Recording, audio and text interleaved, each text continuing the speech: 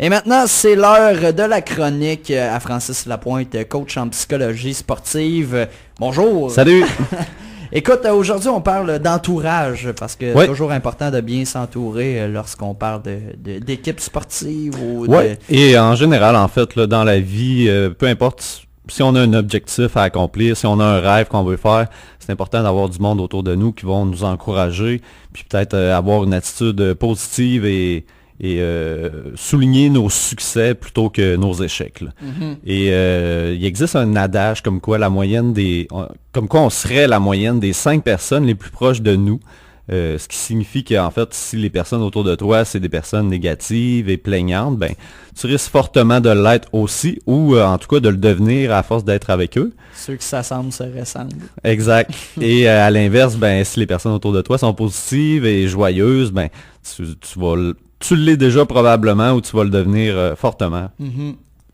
Et en fait, si on veut devenir peu importe ce que vous voulez devenir, si vous voulez devenir une bonne personne, une personne travaillante ou inspirante, ben tu as avantage à t'entourer de ce genre de personnes-là pour t'aider à le devenir, là, en fait. Mm-hmm. Et en fait, pour démontrer l'impact que peut avoir les gens autour de toi, j'aimerais ça qu'on imagine que toi, auditeur qui est à l'écoute, ou toi, Marc Gagné, que vous êtes un étudiant au bac qui souhaite faire des études supérieures dans un programme de doctorat dont il serait vraiment difficile d'entrer.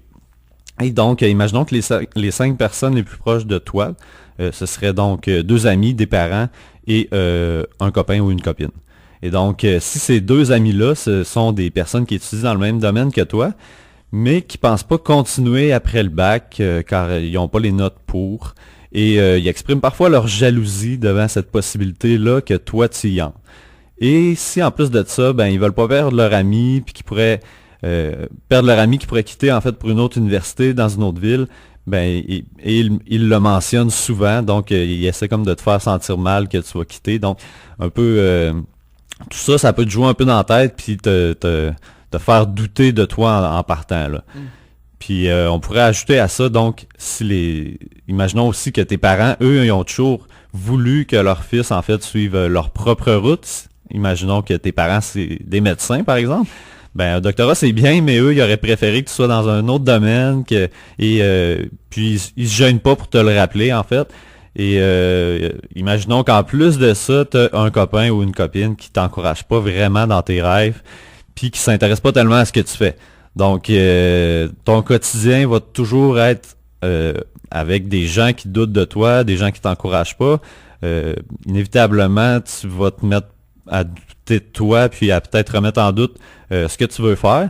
Et ça va faire en sorte que ça va être difficile d'atteindre ton rêve parce que ton quotidien est rempli de personnes qui veulent pas te faire avancer, mais qui veulent te maintenir en place ou même te faire reculer, là.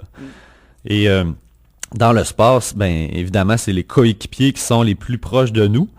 Et nos coéquipiers, en fait, ce sont souvent c'est sûr. Donc, ce sont souvent les gens qu'on côtoie le plus. Et une équipe qui comprend plusieurs leaders négatifs, ben peu importe le talent qu'ils ont, cette équipe-là risque de sous-performer par rapport à leur talent parce que les joueurs vont avoir une mauvaise attitude.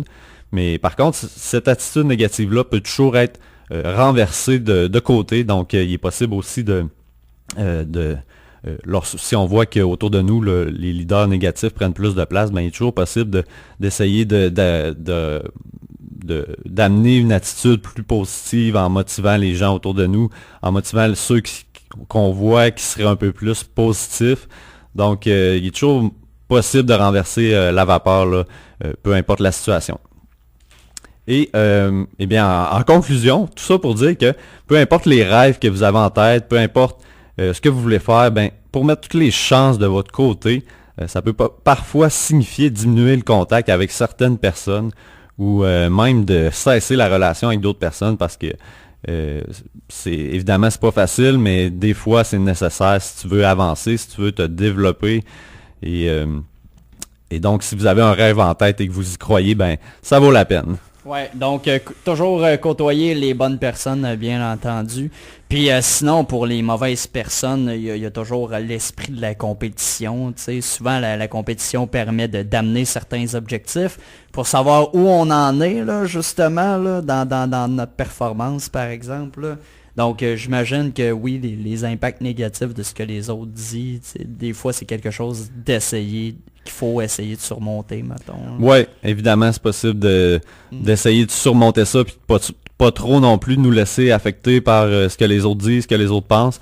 Il y en a qui utilisent ça comme une motivation aussi. Ouais. Donc, évidemment, c'est possible. Il y a toujours, comme on dit, toujours des exceptions qui confirment la règle, mais c'est sûr que c'est plus difficile si tu es entouré de personnes qui font seulement douter de toi puis être négatif. Là. Ouais, fait que là, il faut aller côtoyer d'autres personnes. Exact, des fois on n'a pas le choix. Là. Ouais, ben tu sais, comme tu l'as dit, si t'es une personne travaillante puis inspirante, ben ce que tu projettes, ça t'aide à côtoyer d'autres gens qui te ressemblent. Ouais, c'est ça, exactement. Ben ouais, bien évidemment.